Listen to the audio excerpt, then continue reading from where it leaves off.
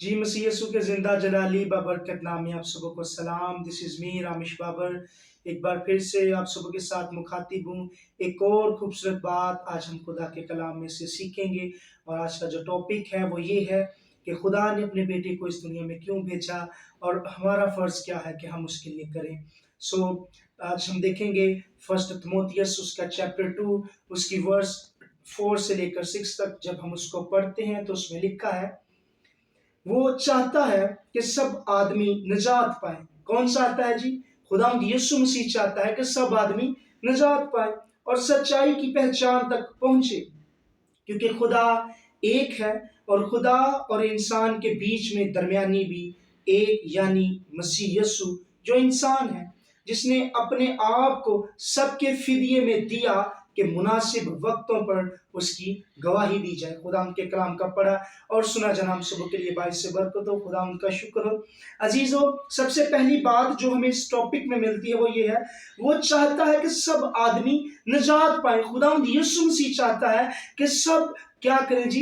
निजात पा जाए। क्योंकि जब हम सेकंड पीटर उसके चैप्टर 2 को पढ़ते हैं तो उसमें लिखा है कि खुदा किसी की हलाकत नहीं चाहता, वो चाहता है कि सब की तौबा तक नौबत पहुंचे। खुदावंद यीशु ने इसलिए अपने बेटे को इस दुनिया में भेजा, क्योंकि जब वो उसका बेटा इस दुनिया में नहीं आया था, लोग अंधेरों में थे, लोग गुनाहों में जिंदगी गुजार रहे थे और उनको गुनाहों से आजाद कोई और शख्स नहीं करवा सकता था, और सिर्फ एक ही है जिसका नाम जिंदा खुदा का बेटा यीशु मसीह है। वो इस दुनिया में आया हमेरी और आपकी निजात बनकर। और दूसरी बात जो हमें इस टॉपिक में मिलती है वो ये है, और सच्चाई की पहचान तक पहुंचे।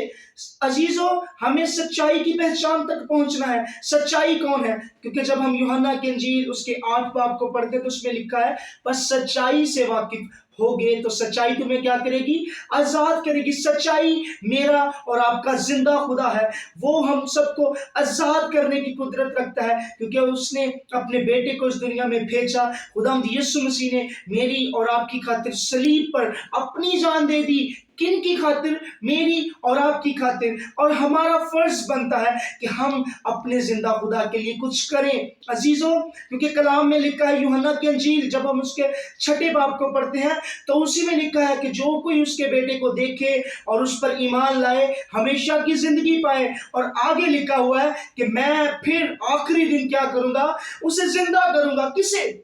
जो उसके बेटे पर ईमान लाएगा उसे वो फिर आखिरी दिन क्या करेगा? जिंदा करेगा। अजीजों, मेरे और आपके पास एक जिंदा उम्मीद है। वो खुदावंद यीशु नासरी जो खुद को जिंदा कर सकता है, वो कल को मुझे और आपको भी जिंदा करने की कुदरत रखता है। हालेलुया।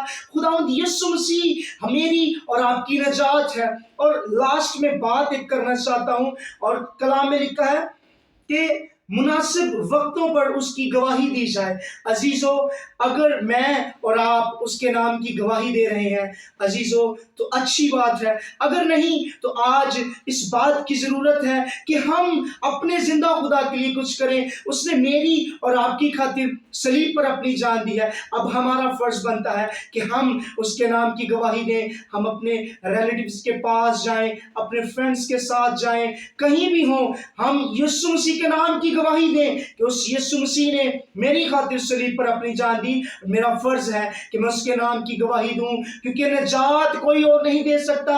रुपया, पैसा, दौलत, गाड़ी, ये तो लोग भी आपको दे देंगे, लेकिन निजात सिर्फ एक ही जात दे सकती है, और वो नाम यीशु नाम है। अजीजों, खुदावंद हमसे प्यार करता है, मोहब्बत करता है। सो आज का कलाम हमें यह सिखाता है कि यीशु मसीह मेरी और आपकी निजात बनकर आया, और वो चाहता है कि हम उसके नाम की गवाही दें। और अजीजों, आज खुदावंद यीशु मसीह आपसे प्यार करता है, मुझसे प्यार करता है, और खुदावंद हम सबको अपने साथ लेकर जाना चाहता है। सो आज के कलाम के वसीला से आप सबको बरकत दे। आमीन।